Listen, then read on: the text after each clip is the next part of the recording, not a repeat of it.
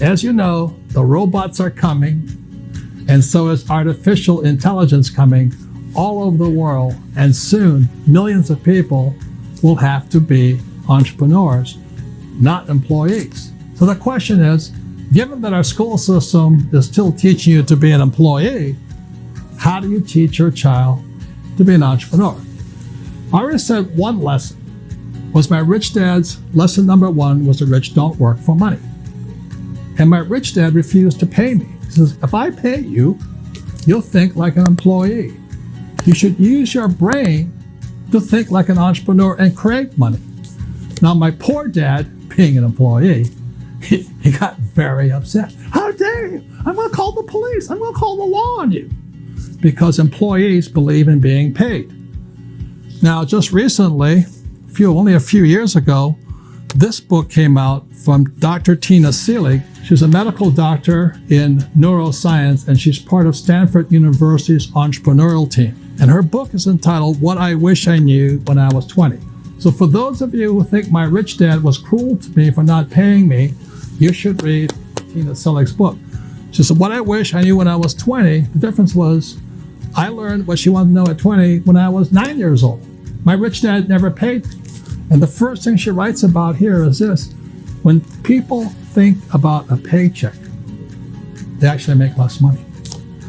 And again, she's a doctor, a medical doctor of neuroscience, part of the team that trains entrepreneurs at Stanford University. She is very well qualified. And I'm happy to say I'm proud of this book. I'm proud of Stanford University for allowing her to publish it. Because what she's saying is by paying people, by teaching them to work for a paycheck here, you actually destroy their chances over here. So this is a very good book for those who read. The person you'll be meeting in the next video is a daughter of Fernando Gonzalez and Cecilia Gonzalez. Alexandra is 20 years old. She wants to be an entrepreneur. She does not want to be an employee.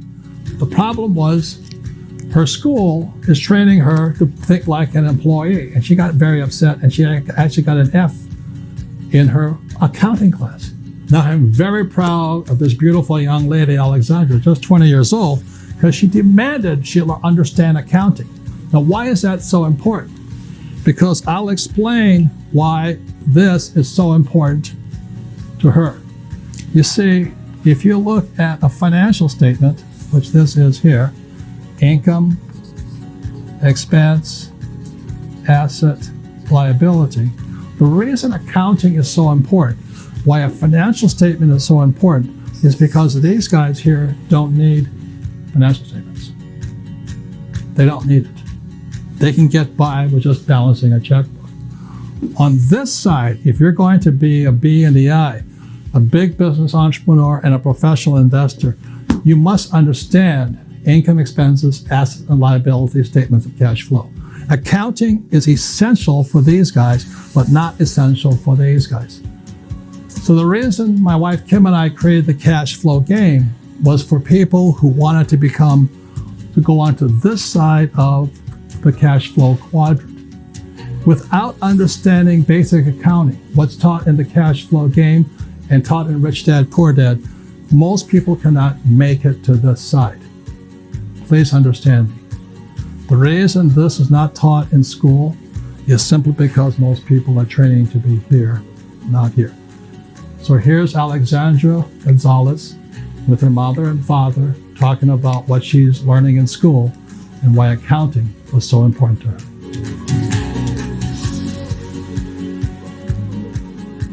So this is Fernando Gonzalez. And I got a hand for them here.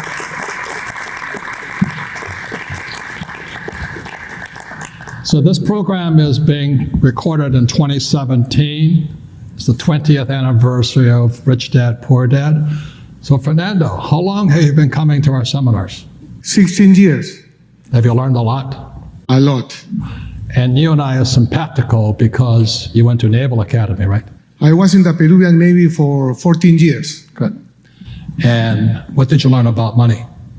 Zero, nothing. Zero. And one of the reasons you wanted to learn is what's happened to your parents. Yes, this is my true story. I was in the Navy, but in my family, everybody worked for the government. My father, my eldest daughter for a bank owned by the government, and the 3 other brothers, we were officers in the Navy. Before my father got retired from the bank, his salary, because inflation and devaluation, went to $150.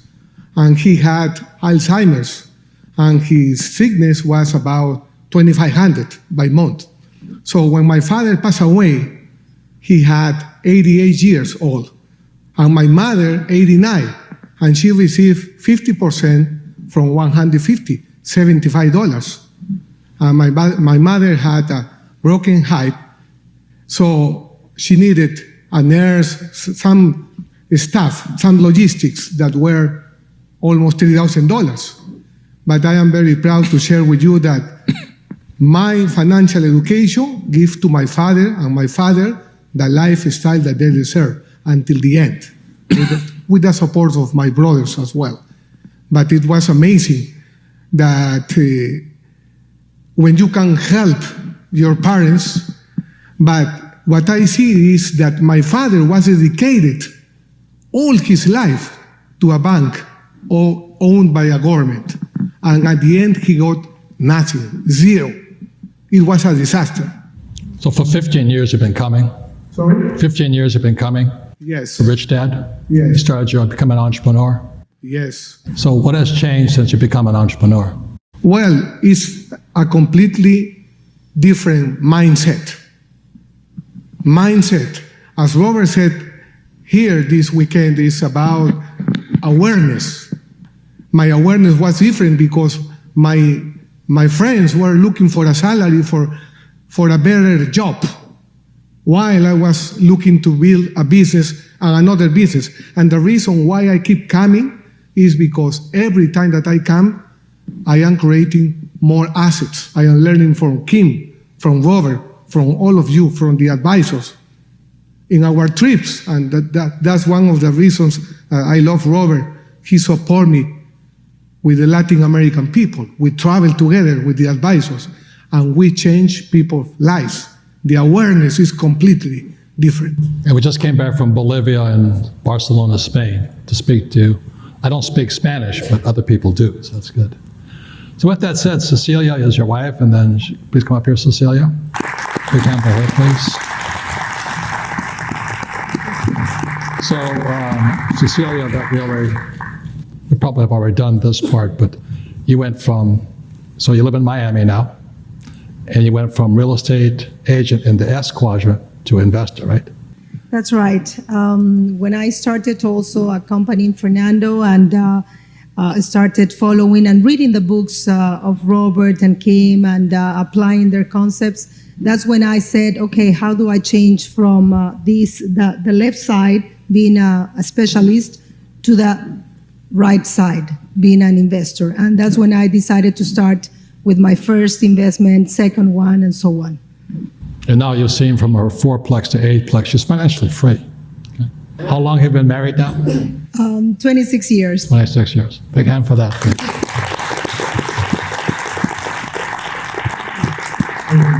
And so you had your daughter, Alexandra. So Alexandra, please come up here. Big hand for her, please.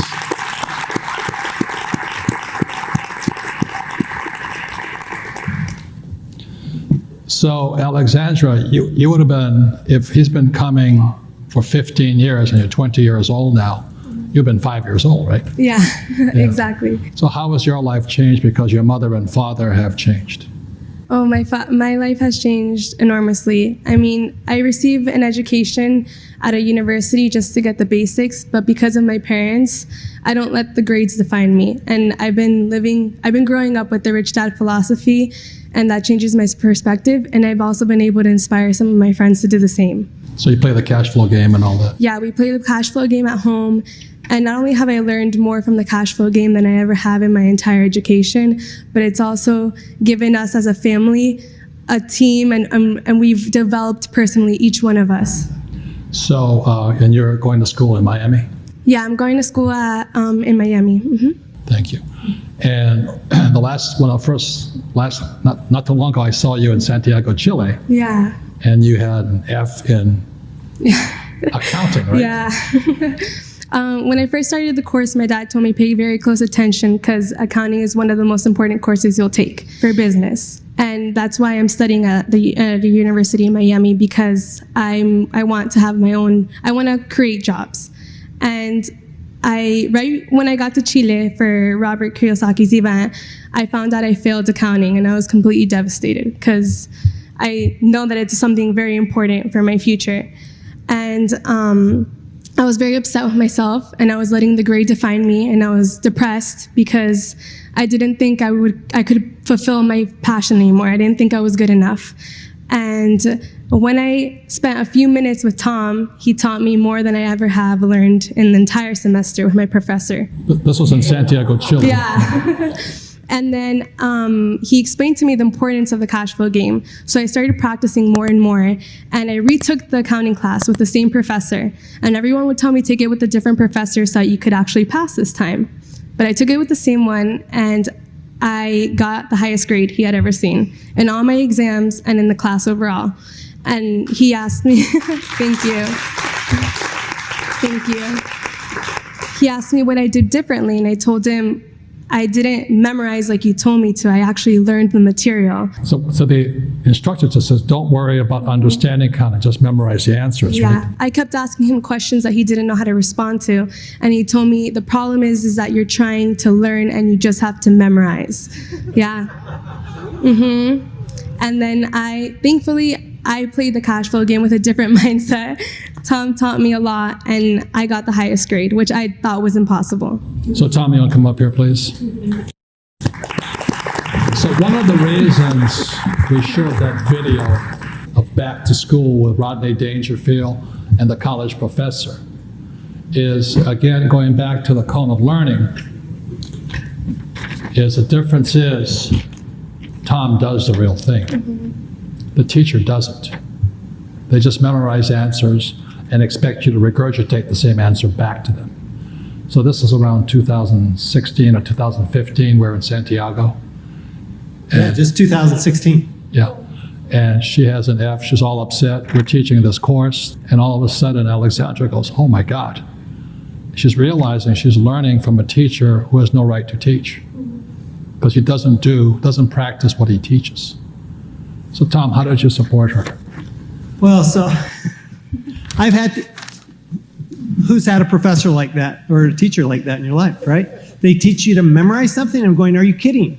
And when she told me that, when Alex told me that the teacher said, memorize it, it's not something you learn, I'm going, there's nothing to memorize in accounting. It's all really simple. Once you learn it, you can apply it in everything you do. I mean, it applies every time you go to the grocery store. It applies every time you invest. It applies in every banking. Anything you do has accounting.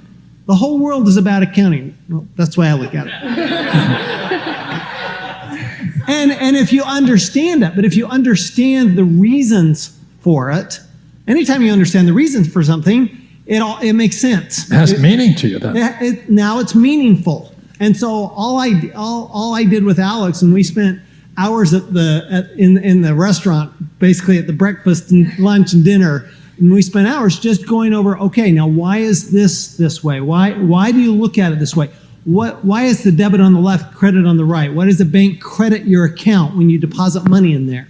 Okay, once you understand the why, now it has meaning. And to me, that's what true teaching is, and that's what learning is about, is understanding why you do something, because then you can apply it over and over again. And for me, my rich dad lived and died by his financial statement. So that's why he said assets are determined by cash flow, not because you label some. Your house is not an asset if cash is flowing out. And your house can be an asset if cash is flowing in. But I said, oh, I understand that. But I flunked out of accounting also because the teacher, that's not the way we teach it here. That's the problem with school. That's why Rodney Dangerfield and Back to School is such an important video to watch. Kids are suffering, right?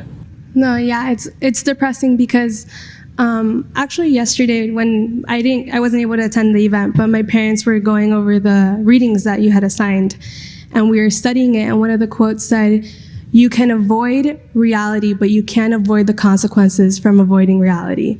And I think that's what's happening, because we see the unemployment rising, but yet people are still going to school and getting a job. And all my friends are becoming depressed because they come out from the education that promises them an empty world and they can't find a job.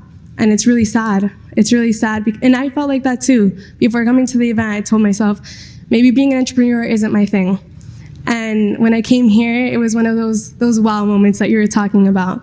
And I cried to my dad and I told him I've never been so happy in my entire life. And I actually love learning. And he also said your classmates want 401ks, right? Yeah. Yeah. I love it because I get to see both sides, because I worked at a bank. So it's interesting to see them pounding me every day. Why aren't you getting a 401k? You're not investing in your future. What's going to happen when you retire?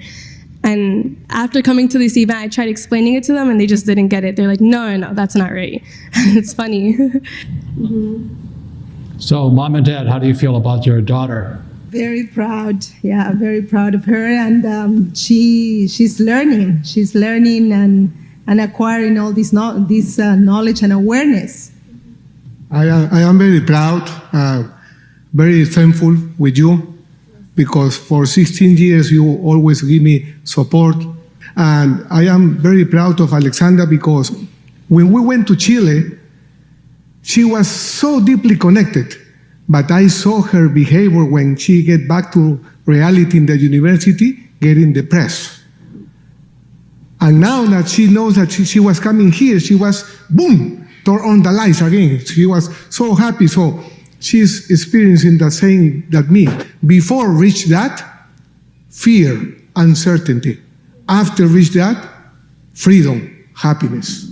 It's a hard reality to face too, when you're every day at the bank or it's receiving the education and you wonder, what is this all for? And then when I come here, it's like my dad said, I find myself. Big hand for the family and education.